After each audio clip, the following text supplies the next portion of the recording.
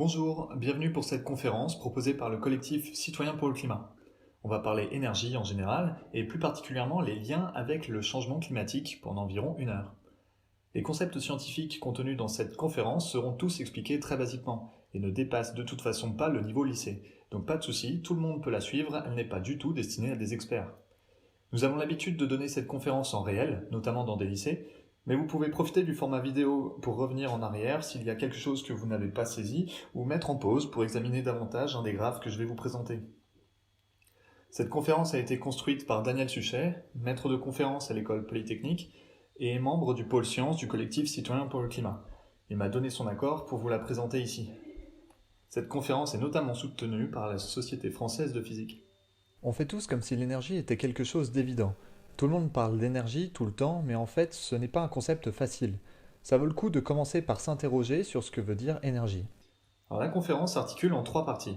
En premier, l'énergie c'est quoi, où je vais rapidement aborder les principaux concepts théoriques autour de l'énergie, rassurez-vous, avec des exemples appliqués. L'énergie et moi, où je vais tenter de vous faire réaliser combien l'énergie est importante dans notre mode de vie actuel. Et enfin, l'énergie et nous, où nous verrons quelles sont les conséquences de la consommation d'énergie actuelle. C'est dans cette partie que nous aborderons la question du climat. Avant de commencer, j'ai une petite devinette pour vous. Quel est le point commun entre le Tour de France, un plein de voitures et un éclair de foudre? Vous vous en doutez, la réponse a un lien avec l'énergie. En fait, ces 3 choses représentent le même ordre de grandeur en termes de quantité d'énergie. Mais alors l'énergie, qu'est-ce que c'est? Je vais faire comme je fais tout le temps maintenant quand je ne connais pas un mot. Je demande à Google. Et véridique, voici quelles sont les images que l'on retrouve beaucoup dans les résultats de Google. Alors tout d'abord des panneaux solaires et des éoliennes, sans doute pour représenter la production d'énergie, des grands poteaux électriques pour le transport de l'énergie, et puis de jolies ampoules avec plein de verres soit dedans soit à l'extérieur pour la consommation d'énergie. On pourrait penser aussi aux boissons énergisantes comme le Red Bull et autres. Sauf que cette représentation n'est pas vraiment fidèle à la réalité de la production, des flux ou de consommation d'énergie dans le monde. En fait, le solaire et l'éolien représentent moins de 4% de la production d'énergie totale. L'électricité représente quant à elle moins de 20% de la consommation d'énergie finale, c'est-à-dire livrée aux consommateurs, en moyenne au niveau mondial. Ensuite, l'éclairage consomme en fait moins de 2% du total de l'électricité consommée. Enfin, il faut 15 litres de Red Bull pour avoir la même quantité d'énergie que dans 1 litre d'essence. En fait, ce n'est pas étonnant car l'énergie est un concept assez complexe. Ce que l'on appelle aujourd'hui énergie est une quantité physique qui a été cernée pour la première fois il y a 150 ans. C'est dire que les scientifiques ont mis du temps à décrire ce concept. Voilà, si ce n'est pas tout ça, qu'est-ce que c'est? En fait, tout autour de nous, dans le monde, il y a des transformations, que ce soit indépendamment de nous ou même nous-mêmes. Moi, si je veux me déplacer d'un point A à un point B, j'effectuerai la transformation, je déplacerai mon corps. L'énergie, c'est en fait la mesure de ce que coûtent ces transformations dans le monde. Alors, il y a plusieurs formes d'énergie. Lorsque la transformation concerne la vitesse, on parle d'énergie cinétique. Lorsque la transformation concerne l'altitude d'un corps, on parle d'énergie potentielle de pesanteur ou énergie potentielle gravitationnelle. Lorsque le changement est de l'ordre de la température, alors on parle d'énergie thermique. Lorsque Olaf fond au Soleil, on parle de chaleur latente de fusion. Et dans le cas d'une réaction chimique, on parle d'énergie potentielle chimique. D'ailleurs, ici pour l'anecdote, la réaction chimique illustrée est la combustion du méthane, une des réactions les plus utilisées dans le monde, dans l'industrie aujourd'hui. Maintenant que l'on sait ce qu'est l'énergie, je vais tenter de vous faire comprendre pourquoi c'est une notion si importante. L'énergie a en fait 4 grandes propriétés qu'il faut avoir en tête. La première, c'est le fait que l'énergie se conserve. Rien ne se perd, rien ne se crée. Le vrai nom de cette propriété est le premier principe de la thermodynamique. On l'écrit avec l'équation mathématique affichée ici. Alors une équation, ça peut paraître compliqué, mais il faut bien comprendre que c'est juste une écriture plus pratique et plus réduite d'une phrase avec des mots complets en bon français.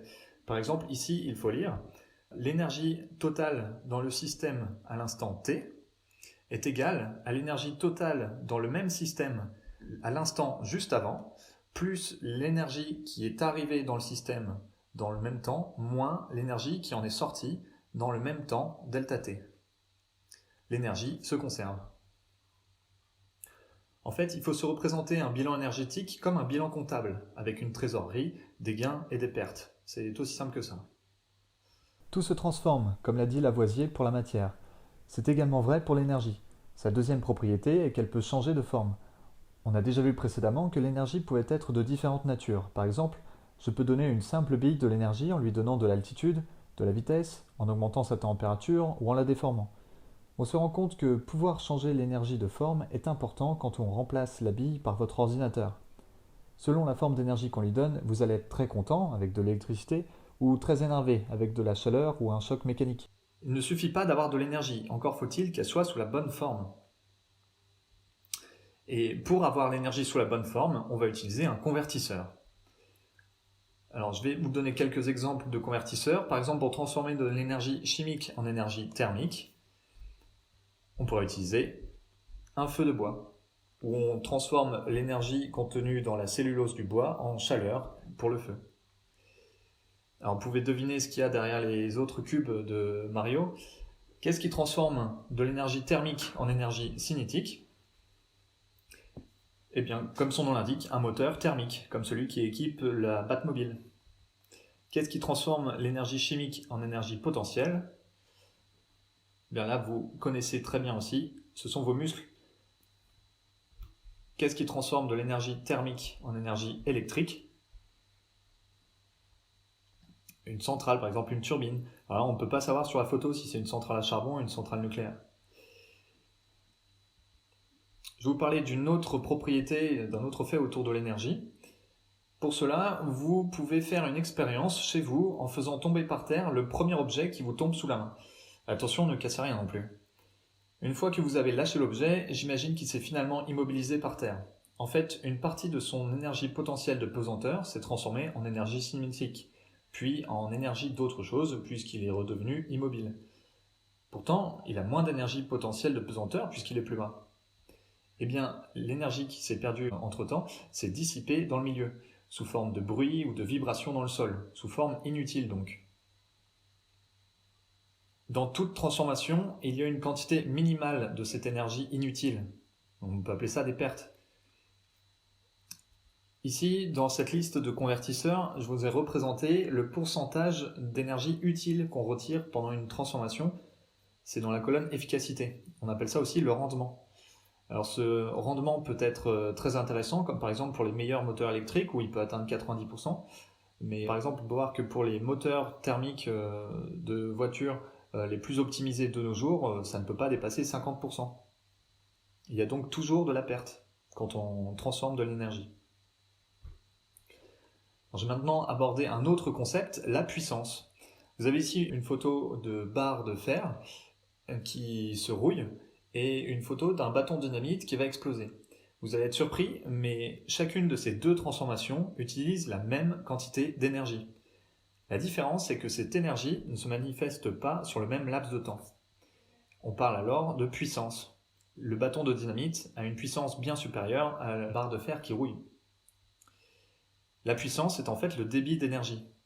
L'énergie divisée par le temps. On peut reprendre la comparaison de tout à l'heure avec l'argent.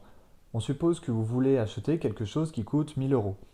Il faut d'abord que vous ayez assez d'argent dans la caisse, mais si vous ne pouvez dépenser que 10 euros à la fois, vous allez être bien embêté. Il ne suffit pas d'avoir de l'argent, il faut encore pouvoir l'utiliser. De même, il ne suffit pas d'avoir de l'énergie, il faut encore pouvoir s'en servir et c'est cela que représente la puissance. Alors nous allons maintenant parler de certaines transformations qui sont vitales pour l'humanité. Pour se nourrir, il faut bien qu'on transforme notre alimentation à partir de produits bruts, jusqu'aux produits qu'on peut consommer. Eh bien, on dépend de notre capacité à faire ces transformations. Et d'ailleurs, on a pu voir que, au fur et à mesure de l'histoire, on a pu augmenter notre capacité à faire ce nombre de transformations. C'est bien cela qui explique aussi l'augmentation de population. Et bien justement, l'énergie, ça peut être une bonne grille de lecture pour beaucoup de champs d'études. Par exemple, en sociologie. Ce premier graphe va rejoindre ce que nous avons vu dans la slide précédente. On y représente chacun des pays du monde par un point placé selon deux axes.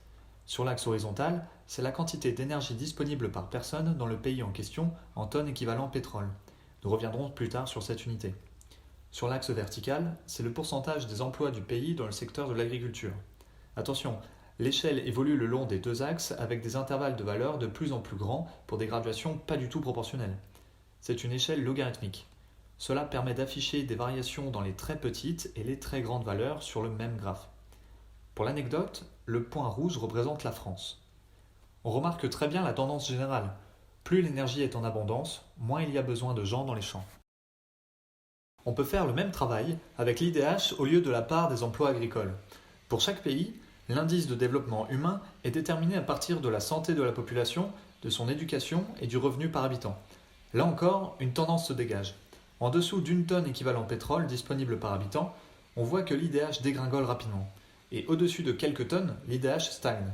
On se rend bien compte que l'accès à une énergie en abondance est nécessaire pour avoir le confort et le mode de vie actuel de nos sociétés occidentales. Le secteur de l'énergie est en fait primordial pour garantir notre quotidien. Le concept d'énergie peut également servir à expliquer des périodes historiques. Par exemple, les transformations majeures dans les moyens de production au cours des XVIIIe et XIXe siècles, que l'on appelle révolution industrielle, n'ont été possibles que grâce à l'exploitation de nouvelles sources d'énergie, notamment le charbon. Ces changements ont eu pour conséquence une forte augmentation de la quantité d'énergie disponible par habitant. Nous le reverrons plus loin. Du côté de l'économie, on peut comparer la quantité d'énergie que l'on peut s'offrir aujourd'hui pour le même prix selon qu'on utilise le travail musculaire d'un humain ou un peu de pétrole. Le facteur 1000 entre les deux donne une explication au fait qu'il est plus rentable de remplacer l'humain par des machines dès que c'est possible. Maintenant, on va s'amuser à replacer sur une frise d'ordre de grandeur de quantité d'énergie croissante différentes transformations. En bleu, au-dessus de la frise, ce seront des transformations d'origine humaine. En rouge, en dessous de la frise, ce seront des transformations d'origine naturelle. On retrouve tout à gauche les exemples que je vous avais donnés au début de la conférence. Un réservoir de voiture plein de carburant et la foudre. Bien sûr, si l'énergie est du même ordre de grandeur, la foudre se manifeste avec une puissance bien supérieure. 100 fois plus énergétique, nous avons 1 gramme d'uranium. Cela illustre bien l'incroyable densité énergétique de ce minerai. Plus loin, il y a un cyclone tropical et encore 10 fois plus énergétique. La bombe atomique larguée sur Hiroshima en 1945. L'homme ne s'est pas arrêté là. La bombe atomique la plus puissante jamais conçue est la Tsar Bomba, équivalente à 10 000 bombes Little Man, ou à la plus grosse éruption volcanique qu'ait connue l'humanité. Ensuite, 1000 fois plus énergétique que la plus grosse éruption volcanique, il y a le plus gros tremblement de terre jamais enregistré, de magnitude 9,5 sur l'échelle de Richter. Il dépasse même la production totale d'électricité, ou même plus globalement d'énergie, en France sur une année. La production d'énergie annuelle au niveau mondial est par contre 10 fois plus importante en termes d'énergie que ce séisme. Cette quantité produite se déplace même vers la droite de la frise avec le temps de manière significative, comme on le voit entre 1990 et 2014. Enfin, je place sur la frise l'énergie du Soleil reçue par la Terre en un seul jour. Nous en reparlerons plus tard. Globalement, il faut réaliser que l'homme effectue des transformations du même ordre de grandeur que la nature sur Terre. Nos activités ne peuvent donc pas être négligeables pour elles. Dernier point pour cette première partie, les unités. Alors vous dites que c'est peut-être anecdotique, mais les équipes qui ont travaillé sur Mars Climate Orbiter vous diront le contraire, c'est très important. Mars Climate Orbiter, c'est une sonde de la NASA qui devait faire des mesures de Mars pour mieux modéliser son climat et son atmosphère. Elle a été lancée en 1998 et elle s'écrase finalement sur Mars car sa trajectoire l'a menée à une orbite plus basse que prévu. La photo superflue à droite est la seule photo de Mars transmise par la sonde au cours de sa mission. L'échec est dû à une erreur d'unité. Un logiciel communiquait la poussée des micropropulseurs en livre-force, une unité anglo-saxonne, tandis que le logiciel utilisant ces données pour calculer les corrections de trajectoire à appliquer les attendait en newton, l'unité du système international, soit un facteur 4,5 entre les deux. Donc la sonde était devenue incontrôlable et elle pouvait que s'écraser. Alors comment on compte l'énergie et la puissance ? Bien, pour l'énergie, on en a déjà un peu parlé, on parle en joules. C'est l'unité du système international. Une joule représente l'énergie d'une masse de 100 grammes qui tombe de 1 mètre sur Terre. L'unité du système international pour la puissance, c'est le watt. Et un watt est relié à la joule. C'est en fait 1 joule par seconde. Mais il existe plein d'autres unités pour l'énergie ou pour la puissance. Vous avez sans doute entendu parler d'une calorie. Une calorie, c'est l'énergie qu'il faut pour augmenter la température de 1 gramme d'eau de 1 degré quand on est à la pression atmosphérique. Donc c'est à peu près 4,2 joules. Et il ne faut pas confondre avec la kilocalorie, ou avec une majuscule, qui représente en fait 1000 calories. En fait, pour chaque domaine d'étude, on a défini des nouvelles unités qui sont plus pratiques pour manipuler les chiffres. Par exemple, la tonne équivalent de pétrole qu'on a vu précédemment. L'électronvolt est une unité pour les très petites quantités d'énergie, etc. On va maintenant rentrer dans la deuxième partie, dont l'objectif est de se rendre compte quelle énergie nous avons chacun à notre disposition, d'où elle vient et qu'est-ce qu'on en fait. Pour commencer, on va essayer de se représenter quelle quantité d'énergie un être humain est capable de produire en moyenne à l'aide de ses muscles. Le but est de pouvoir ramener les quantités d'énergie que nous verrons ensuite à un nombre d'êtres humains pour nous faciliter la représentation de ces quantités. Pour cela, je vais vous montrer une vidéo disponible sur YouTube. Cette vidéo s'intitule « Combien d'énergie faut-il pour griller une tranche de pain de mie ?» C'est en fait une expérience amusante, avec pour cobaye un Allemand prénommé Robert. Robert est en fait champion du monde et médaillé olympique de cyclisme sur piste. C'est donc un joli bébé avec 2 troncs d'arbre à la place des cuisses.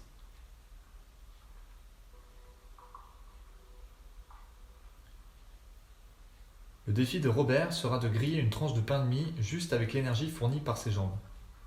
Pour cela, on l'installe sur un vélo d'appartement spécialement préparé pour l'expérience.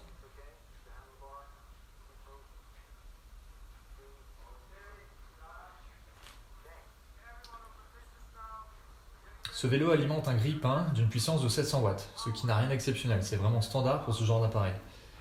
Le vélo a un braquet adapté pour fournir cette puissance. Robert devra donc pédaler pour fournir 700 watts et tenir le rythme jusqu'à ce que la tranche de pain de mie soit grillée. Le système est conçu pour que la tranche de pain de mie se relève lorsque Robert s'arrêtera de pédaler.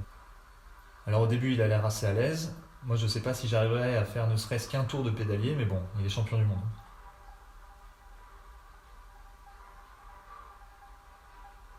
Donc pour vous faire une idée, c'est comme s'il pédalait à 50 km/h ou alors qu'il montait une côte très sévère.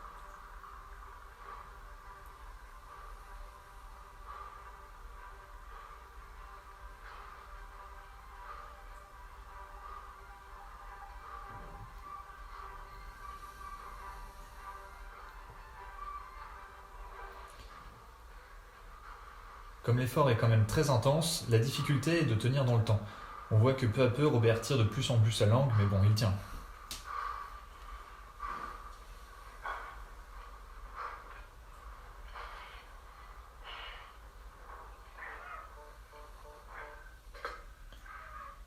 Finalement, au bout de l'effort, on ne peut pas vraiment dire qui est le plus grillé entre la tranche de pain de mie et le champion du monde. Bon, le plus important dans tout ça, c'est que cela va nous permettre de définir une nouvelle unité, le Robert.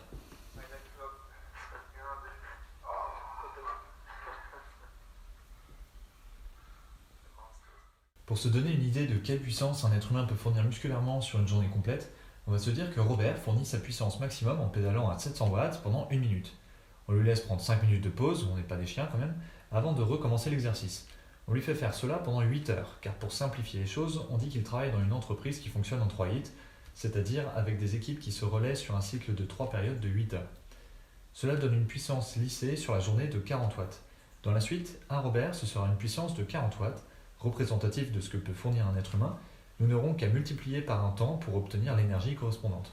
Maintenant, on va regarder l'évolution au cours de l'histoire de la puissance disponible par personne en Robert.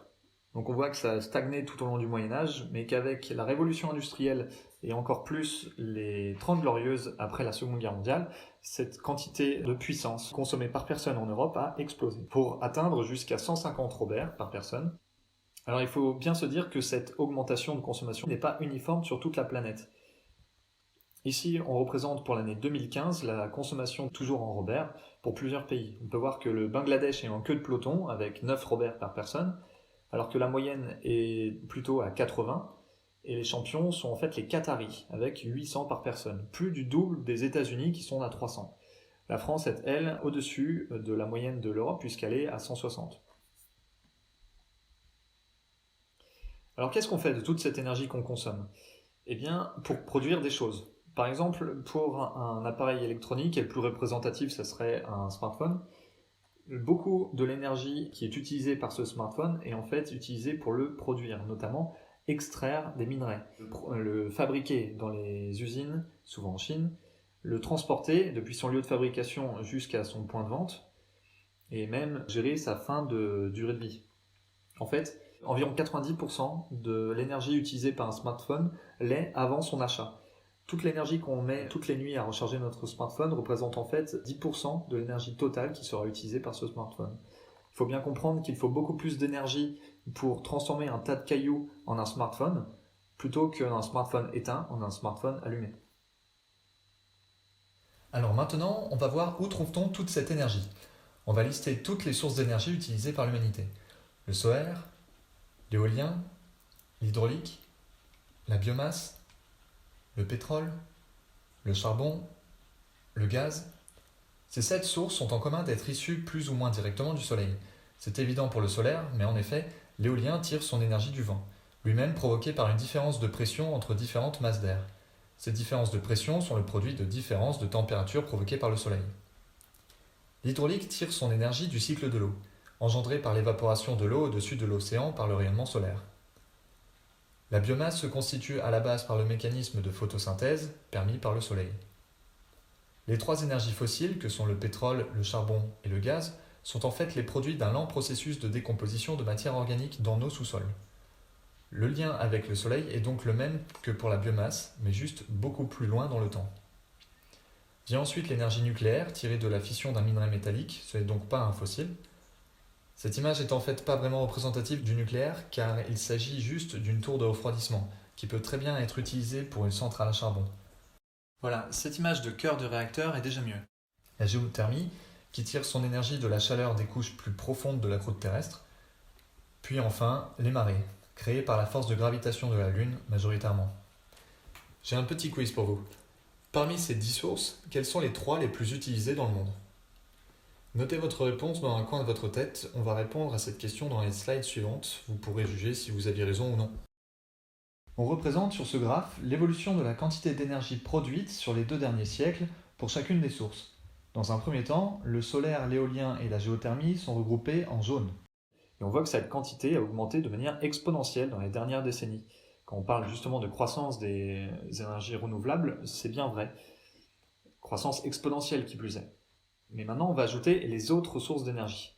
Alors d'abord l'hydraulique, et vous voyez qu'au fur et à mesure que je rajoute des sources d'énergie, l'échelle verticale, donc on peut voir à gauche, se contracte. Donc l'hydraulique qui représente même plus que les 3 autres sources renouvelables cumulées, en bleu. Ensuite, la quantité d'énergie produite à partir du nucléaire en rouge. Alors ça peut paraître surprenant pour nous Français que le nucléaire soit si peu important, mais il faut bien se dire que nous sommes plutôt une exception dans le monde à avoir une grosse part de nucléaire dans notre mix électrique. Et oui, le nucléaire n'est utilisé en France que pour produire de l'électricité, alors que nous représentons ici l'ensemble de l'énergie produite. Ces 3 couleurs, rouge, bleu et jaune, forment l'ensemble de quantités d'énergie produite de manière décarbonée, ou très très peu carbonée. Les autres sources produisent davantage de gaz à effet de serre lorsqu'ils produisent des unités d'énergie. Donc on rajoute ensuite la biomasse. Donc on pourrait croire que ça aurait diminué au cours de l'histoire, mais pas du tout. Il y a aujourd'hui encore dans le monde beaucoup de gens qui se chauffent à l'aide de bois. Donc ce n'est pas négligeable, comme on peut le voir. Si on ajoute les couches jaune, bleu et verte, c'est-à-dire en retirant le nucléaire, on a là l'ensemble de l'énergie produite à partir de sources renouvelables. Ensuite, on va rajouter les 3 sources fossiles, gaz, pétrole et charbon, et on voit qu'elles écrasent totalement le reste. Ce sont en fait les 3 sources les plus utilisées dans le monde encore aujourd'hui. Et on peut même voir que le charbon est la source d'énergie qui croît le plus encore aujourd'hui.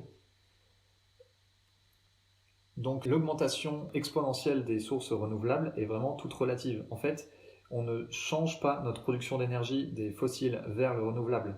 On ajoute juste le renouvelable à ce que l'on produisait par le passé pour compenser l'augmentation de demande en énergie dans le monde. Alors maintenant qu'on a dit ça, on arrive à la 3e partie de cette conférence. Là, on va faire le lien avec le changement climatique.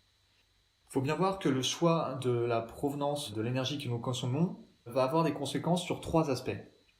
Et je vous le dis tout de suite, aucune des sources d'énergie ne répond de manière satisfaisante à tous les critères. Il faut donc faire un choix, et c'est un choix crucial quand on voit l'ordre des conséquences. C'est donc un trilemme, c'est comme un dilemme, mais avec 3 choix. Alors le premier aspect des conséquences concerne la sécurité et la sûreté. Il faut qu'on puisse avoir accès à l'énergie de manière continue dans le temps et de manière sûre, donc se protéger des accidents ou des actes de malveillance. Le deuxième aspect concerne l'égalité. L'égalité au sein de la population d'un même pays, où différentes classes pourraient être dans une situation de précarité énergétique, ou alors une égalité entre plusieurs pays, comme on a pu le voir précédemment dans la situation actuelle. Le troisième aspect concerne l'environnement et sa durabilité vis-à-vis de la disponibilité des ressources, du climat, comme on va le voir par la suite, mais aussi toutes les pollutions de plusieurs types, pas seulement qui concernent le climat. La climatologie est une science qui évolue. Ce qui était une forte suspicion il y a quelques années est maintenant devenu une certitude. Pourtant, certains continuent de nier, souvent par des arguments fallacieux, des consensus scientifiques. Pour se mettre d'accord une fois pour toutes, je vous propose quelques questions. À vous de répondre par oui ou par non, puis on verra la correction et je vous dirai à chaque fois pourquoi on en est certain. Première question. Est-ce qu'on est sûr qu'il existe un changement climatique ? Pour y répondre, on va s'aider du graphe à droite. Y est représentée l'anomalie de la moyenne annuelle des températures mesurées à la surface de la Terre. Ce que l'on appelle anomalie, c'est la différence avec la température moyenne d'avant la révolution industrielle, qui était d'environ 15 degrés. On voit que cette anomalie augmente significativement au cours du dernier siècle pour arriver aujourd'hui à environ plus 1 degré. Il y a plusieurs jeux de données de température mesurées, 5 principalement, et ils montrent tous la même évolution. C'est une certitude que même les climato-sceptiques n'osent plus remettre en doute. Ensuite, est-ce qu'on est sûr qu'il soit dû à l'effet de serre ? Tout d'abord, l'effet de serre existe naturellement. Sans effet de serre du tout, la température à la surface de la Terre serait de moins 18 degrés. Avec l'effet de serre naturel, on est à 15 degrés de moyenne. Sur ce graphe en haut, il y a toujours la même courbe de la moyenne des températures mesurées en noir, mais cette fois, en jaune, il y a aussi le nuage des courbes de résultats des calculs des différents modèles climatiques. La moyenne en rouge de ces modélisations suit bien la courbe des températures. Nous comprenons en fait aujourd'hui très bien le climat et sommes capables de le modéliser par ordinateur de manière très satisfaisante. Sur le graphe en bas, il y a la même courbe noire et en bleu les résultats des différents modèles climatiques précédents, mais cette fois sans tenir compte de l'effet de serre additionnel, c'est-à-dire celui en plus du naturel.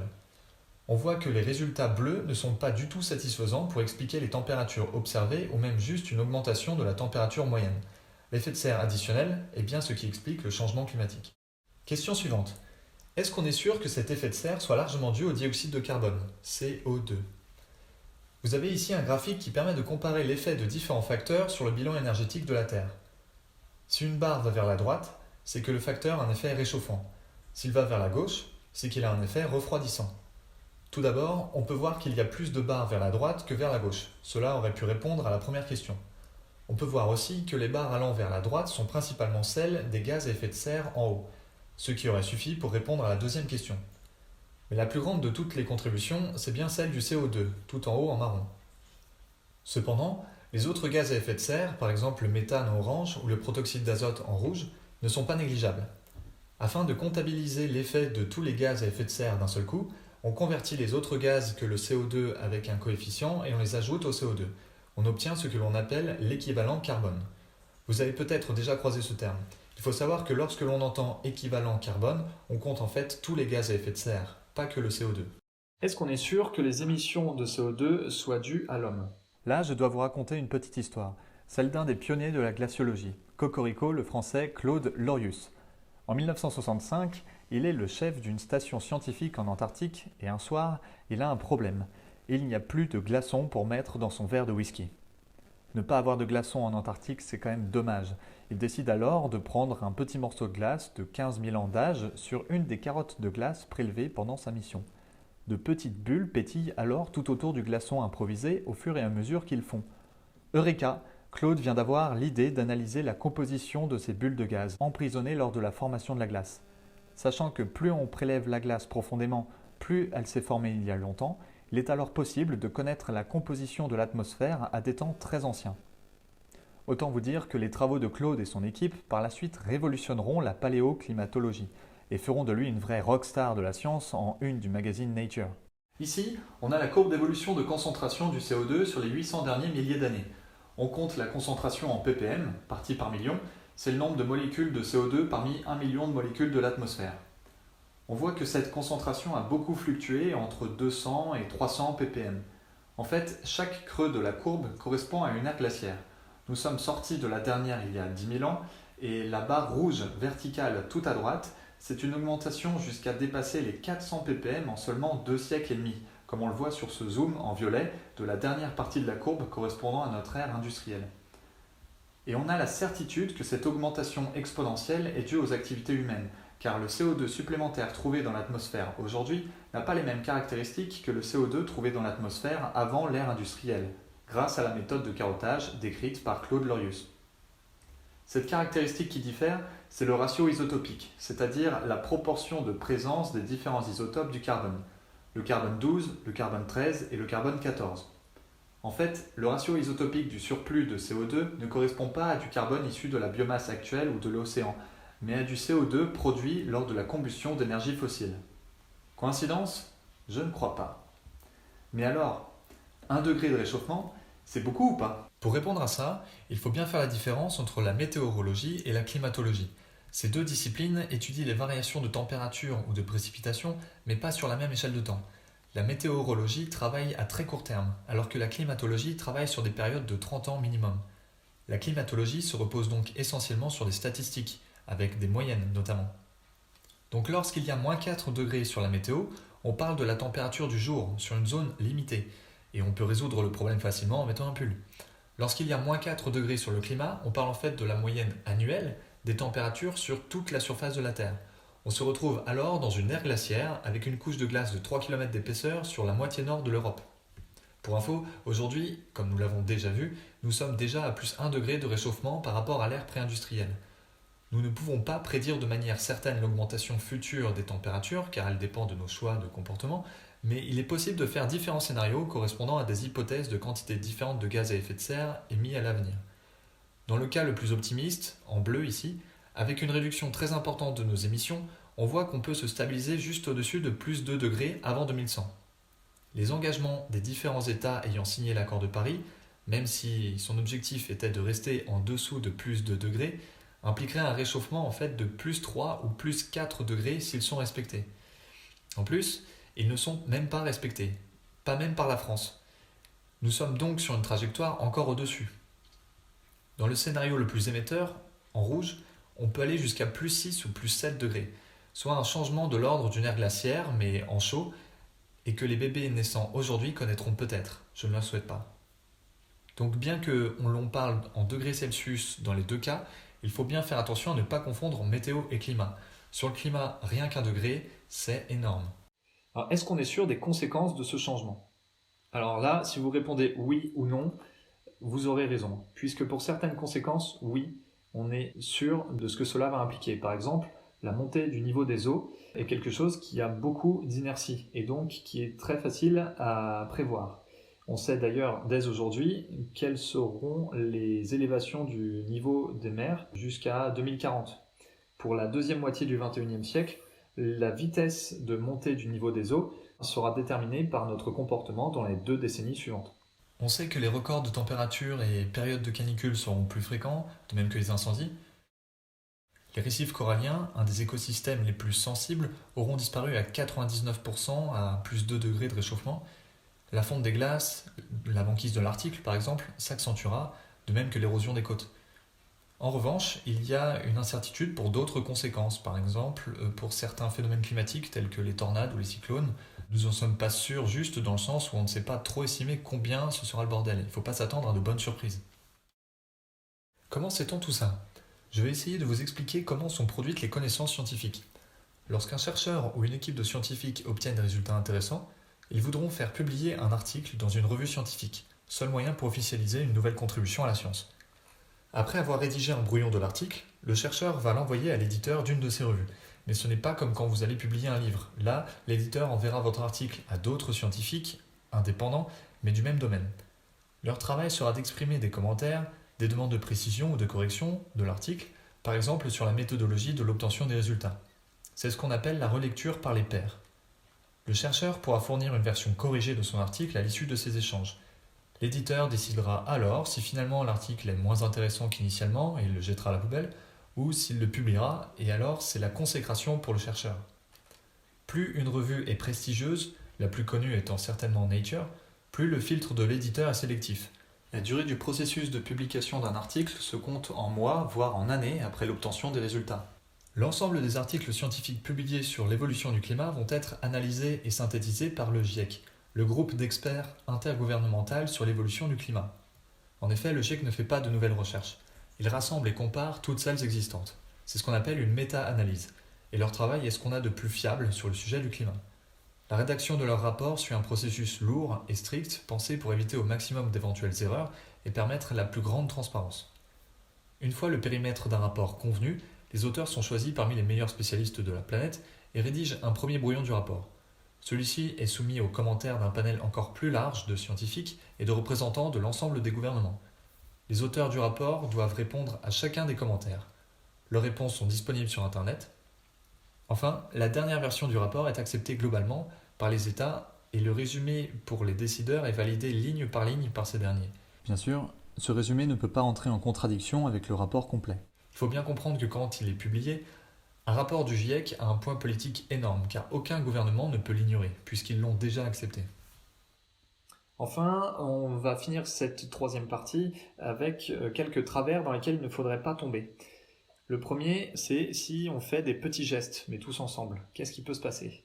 Ici, vous avez l'exemple d'une campagne de sensibilisation du Royaume-Uni dans les années 80. La campagne disait « Débranchez les chargeurs lorsque vous n'êtes pas en train de recharger la batterie de vos téléphones portables, puisque cela consomme de l'énergie, et il faut en économiser. » Eh bien, en fait, la quantité d'énergie consommée par le chargeur lorsqu'il n'y a pas de téléphone est de 0,01 Robert. Pour rappel, en France, on consomme tous les jours l'énergie produite par 160 Robert.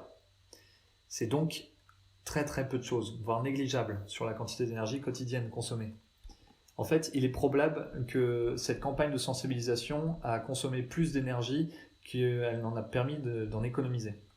Donc si tout le monde fait un petit geste, il ne se passera pas grand-chose, puisque le problème est tellement énorme, tellement radical, qu'il ne mérite que des solutions radicales pour être résolu. Attention, quand il y a des solutions de ce type-là d'économie d'énergie, elles vont toujours dans le bon sens, donc ce n'est pas une raison pour ne rien faire, c'est juste que ce n'est pas suffisant. Alors un autre travers serait de croire en une solution miracle, par exemple le solaire. Vous vous souvenez, je vous avais dit que l'énergie reçue par le Soleil en une seule journée par la Terre était bien supérieure à la quantité d'énergie que nous consommons. Eh bien, c'est absolument vrai. Le seul problème, c'est qu'il y a des limites techniques à cela. On ne peut pas se dire qu'on va ne fonctionner que sur le solaire. Alors, notamment en disponibilité de la ressource, il fait soleil que le jour, et on consomme aussi de l'énergie pendant la nuit. Donc ça ne résout pas tous les problèmes à ce niveau-là de la production. Ensuite, l'énergie solaire est très majoritairement utilisée pour produire de l'électricité, et marginalement pour produire de la chaleur, ce que l'on appelle le solaire thermique. Comme on peut le voir sur le graphique en anneau ici, l'électricité ne représente en fait qu'un quart de notre consommation totale d'énergie. Se fournir en énergie uniquement avec les technologies solaires est donc impossible dès lors que le stockage d'électricité à grande échelle est matériellement irréaliste ou que les solutions de mobilité solaire ne sont pas possibles pour remplacer le pétrole. De manière générale, le problème est tellement complexe qu'il ne peut pas y avoir de solution simple. Le solaire n'est pas du tout à écarter, il fait partie des solutions, mais ne pourra pas régler tous les problèmes. C'est vrai pour la technologie en général. Ensuite, d'autres travers dans lesquels on peut tomber. Le premier, l'idée qu'il faut réduire la population, selon le philosophe Thanos dans son dernier essai aux éditions Marvel. C'est en fait une pensée développée par un autre auteur, Malthus, bien avant. Le problème avec cette pensée, c'est qu'on a vu que la consommation d'énergie n'était pas du tout uniforme sur la planète. Une faible partie de la population consomme énormément d'énergie. Il est bien plus efficace donc de réduire la consommation d'énergie de cette petite partie plutôt que de chercher à éliminer une grande partie de l'humanité. C'est bien plus facile, c'est bien plus rapide et c'est surtout bien plus éthique. On pourrait aussi tomber dans le mythe du bon sauvage, en pensant à de lointaines tribus primitives vivant en harmonie avec la nature et que l'on devrait prendre en modèle. C'est donc seulement un mythe, développé notamment par Rousseau et à la mode au XVIIIe siècle. Il est en réalité naïf de croire que l'humain est originellement bon et soucieux de son environnement, et que c'est la civilisation qui le pervertit. Enfin, une autre réaction que l'on peut facilement avoir face au constat d'un besoin de décroissance dans notre consommation d'énergie, c'est de penser que l'on nous demande de revivre comme en 1800. Heureusement non, il ne faut pas jeter le bébé avec l'eau du bain. À titre d'exemple, notre système de santé ou l'électroménager ayant permis l'émancipation de la femme sont des progrès majeurs qu'il ne faut pas abandonner. Encore une fois, il n'y a pas de solution miracle et de jugement simple. C'est un problème global et complexe. Les chercheurs ont un rôle à jouer, un rôle primordial sur la question du changement climatique, car c'est un problème complexe, contre-intuitif, diffus et lent. Mais les questions dont on parle ici ne sont pas qu'une question de scientifiques. Tout le monde doit se saisir de ces questions. Chacun autour de soi et à son niveau. Je ne suis moi-même pas chercheur, je ne fais que relayer leurs conclusions en m'engageant dans le collectif citoyen pour le climat. Il ne faut pas attendre que les décideurs politiques et industriels vous disent « maintenant on s'attaque au problème ». Personne ne vous le dira, c'est plutôt l'inverse. Ils sont enfermés dans le business as usual. Donc chacun doit s'y mettre de lui-même. Il va falloir des artistes, des artisans, des architectes, des agriculteurs, des commerciaux, des consultants. Les solutions simples ne marchent pas. Et je ne sais pas quelles seront les solutions qui nous permettront d'avancer. Ce que je sais, c'est qu'elles ne peuvent venir que de nous tous, et qu'on a tous un rôle à jouer. Personne d'autre que vous ne pourra imaginer comment adapter votre vie et votre métier à ces enjeux. Alors si ces questions vous parlent, quelle que soit la vie et le métier que vous avez ou aurez, vous aurez des choses à imaginer et à faire. Je vais terminer cette conférence en faisant un petit récapitulatif de tout ce qu'on a vu. Alors dans la première partie, on a vu un petit peu les concepts scientifiques, de quelques formules que je vous ai soit survolées, soit détaillées rapidement. On a appris que l'énergie se conservait, elle se transformait sous différentes formes, mais toujours avec des pertes et donc un rendement maximum. On a vu la différence entre l'énergie et la puissance, comment l'énergie pouvait expliquer beaucoup de champs d'études. Ensuite, on a vu qu'en France, on consommait 160 Robert par personne, qu'on pourrait comparer à des esclaves énergétiques fictifs. La plus grosse part de cette énergie sert à produire des objets qui sont pas souvent utiles. Cette énergie vient souvent de la combustion de carburants fossiles et de là vient beaucoup de conséquences sur l'environnement et notamment le climat. Et donc dans la troisième partie, on a vu quelle était l'ampleur de ce problème et quels étaient les différents travers dans lesquels il ne fallait pas tomber. Par exemple, le fait de faire que des petits gestes, des solutions miracles illusoires. Il faut en fait des solutions venant de chacun de nous pour répondre à ce problème global. Et tout ça de manière radicale et pas seulement de manière anecdotique. Enfin, si l'énergie mesure la quantité de transformation, alors j'espère que l'énergie que j'ai dépensée aujourd'hui en vous présentant cette conférence vous donnera envie de transformer le monde. J'ai ajouté une liste de liens pour approfondir le sujet du changement climatique de manière plus globale. Je vous encourage à faire pause pour explorer ces ressources si vous ne les connaissez pas déjà. Ensuite, plus spécifiquement sur l'énergie, je vous conseille tout particulièrement le lien vers Electricity Map, qui représente la carte du monde avec en temps réel la part de production d'énergie décarbonée de chaque pays. C'est super intéressant. Merci d'avoir suivi cette conférence. Nous avons l'habitude de prolonger nos interventions avec un temps de débat. Comme ce n'est pas possible avec ce format, je vous encourage d'autant plus à approfondir le sujet par vos propres moyens et pourquoi pas de surveiller nos actions. Vous êtes libre de vous abonner à notre newsletter via la page Nous rejoindre du site citoyenpourleclimat.org. Merci encore et à bientôt.